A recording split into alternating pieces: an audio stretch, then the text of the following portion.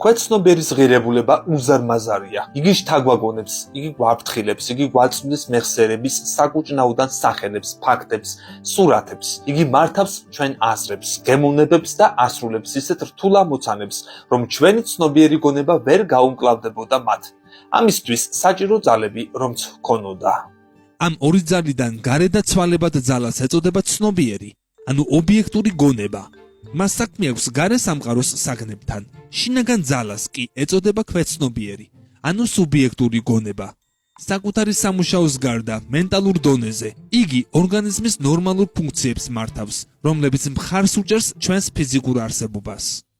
აღვიქვამთ რა სამყაროს 5 ძირითადი გრძნობით და ვმოქმედებთ რა მათი საშუალებით.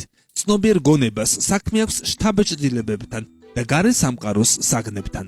ამ გონებას აქვს განსხვავების უნარი, რომელიც თან ატარებს პასუხისმგებლობას არჩევანზე. მას აქვს ინდუქციური, დედუქციური, ანალიტიკური და სილოგისტური მსჯელობის უნარი და ეს ძალა შეიძლება ძალიან მაღალ დონეზე იყოს განვითარებული.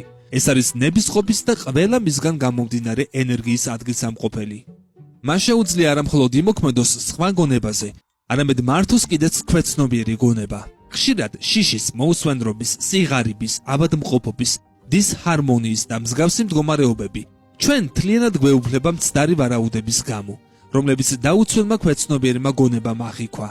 კარგად გავარჯიშებულ ცნობიერ გონებას შეუძლია თავიდან აიცნოს ეს ყველაფერი ფხიზელი დამცავი საქმიანობის საშუალებით. მას სამსებით შეიძლება ეწოდოს ქვეცნობიერის დიდი სამეფოს კარიბჭის მცველი.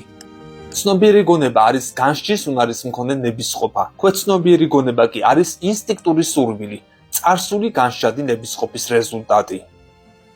ქვეცნობიერი გონება შთაგონების სახით აკეთებს სამართლიან და ზუსტ დასკვნებს იმ წინაპირობებიდან, რომელიც გარე წყაროებიდანაა აღებული.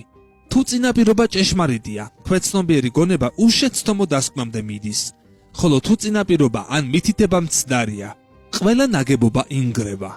ქვეცნობიერი გონება მონაწილეობას არ იღებს მტკიცების პროცესში.